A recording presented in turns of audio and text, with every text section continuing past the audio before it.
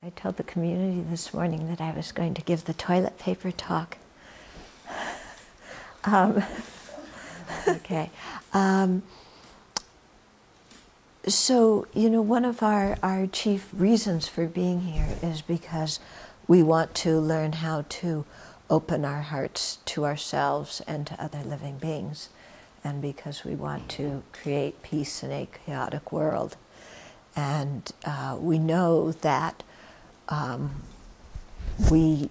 that our actions matter and that they influence other people. And so how do we put all that together if we know that our actions matter and our goal is to open our hearts to ourselves and to others with kindness and to contribute to the benefit and well-being of other living beings? How do we put those things together? Okay, this is where the toilet paper comes in.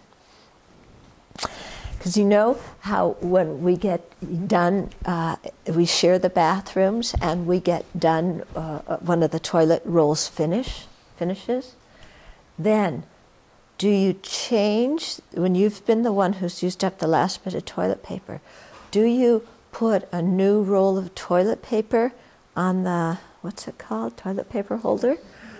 Or do you leave the old bare piece of cardboard cylinder on there and you leave and wait for somebody else, the next person who comes in, to put the new roll of toilet paper on? Yeah, and so you say it's the second. Yeah. Well, if it's the second, then your bodhicitta practice isn't going to go anywhere. Because we think about bodhicitta and being of great benefit to all mother sentient beings as long as space endures, and of manifesting many bodies to help them. And here's one small situation that takes, how long do you think it takes to change to put on a new roll of toilet paper? 27 seconds? Okay, we're going to get a timer and do it, but definitely less than half a minute. Okay? And yet we feel that half a minute of putting on the new toilet paper is going to cause us so much suffering that we leave it for the next person who comes in the bathroom to do. Isn't that what's going on in our mind?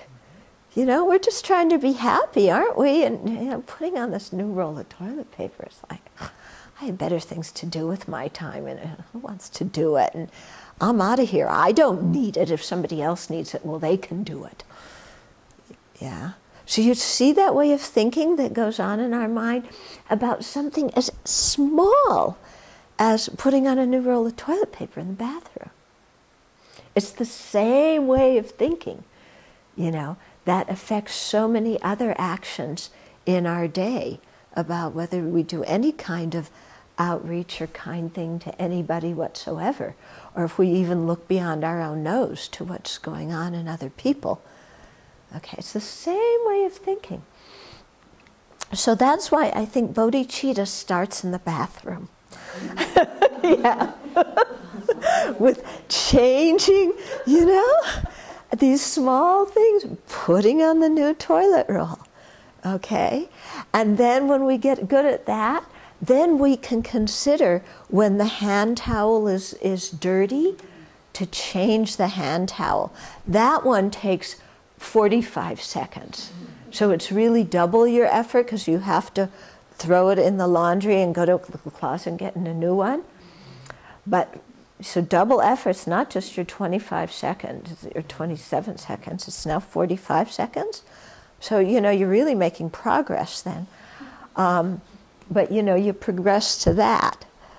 And then, as you live in community, and this is why living in community is so incredibly valuable, because you see all around you all sorts of opportunities to do small things that are indicative of your deepest heartfelt wish to be kind and compassionate and to give joy to the world. There's so many small ways of making manifest that big wish. Okay? And so when we live in community, this is what we're doing. And it starts with just these small things, and then it continues on to, putting away our tools and cleaning up after ourselves and helping, with the chores, even when we're not the one doing them, let alone when we're the one on the list, But really reaching out and trying to, connect in a very heartfelt way with others so that we all realize we're on the same page, going together as a group towards enlightenment. Yeah. And so in that way we really free ourselves from the torture of this mind that says, it's just too much suffering to change the roll of toilet paper, Changing the roll of toilet paper doesn't seem like suffering, does it? No. So it seems peculiar. Why do I say it's so much suffering that we don't want to do it? Because at that particular moment, we are so focused on doing what we feel like doing, and what we feel like doing at that time, what we think will bring us happiness at that time, is not changing that toilet paper roll. It's getting up off the toilet and going to do something else. Who knows what else we're going to do, if that's really going to make us happy or not. But in the back of our mind, there's this thought of, I want to be happy. And that's not going to make me happy. So I'm going to go out from the bathroom to find something else that's going to make me happy. Okay? So it's in that way that we're seeing putting on the new roll of toilet paper as suffering. Because it's not what we feel like doing, because it's not going to bring us instant gratification. Mm-hmm. So the step where you don't leave an empty toilet paper roll, but you leave 3 sheets. Are our aspirations, or is that just? Here's somebody who's really honest. She's has the guts to say what we all do. We leave 2 sheets on, and then we can feel completely okay about not being the one that puts on the new roll. I'm leaving something. Yeah, I'm leaving something. Or what we do is we put on the new roll, and we leave the old roll there in the bathroom. We don't take it out and put it in the recycling, because that takes an extra 10 seconds. Okay. So, or we put on the new roll, but we don't pull it so that somebody can use it easily. Yeah. So these are all examples of how tricky our ego mind is. Any way I can get out of, doing something that I don't feel like doing. And, leaving two sheets is a really good excuse, isn't it? You can't fault me. Oh, it wasn't empty. And there's 2 sheets left. That's all somebody else needs.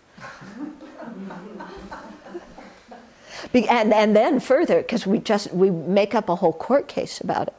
And anyway, even if I took the old one off, if I used the 2 sheets and I wouldn't, you would scold me for wasting natural resources.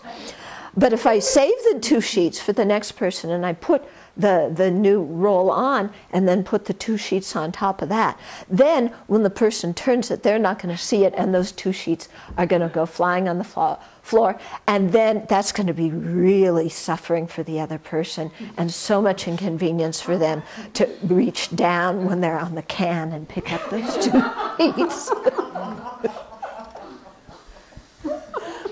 So that's why I didn't change the roll. It's out of my kindness and compassion for the next person, so they're not inconvenienced by having to pick it up, right? So then we are completely clear. Who, me? Oh, no, I'm not acting selfishly. I did that, definitely with the aspiration to become a Buddha for the benefit of all beings.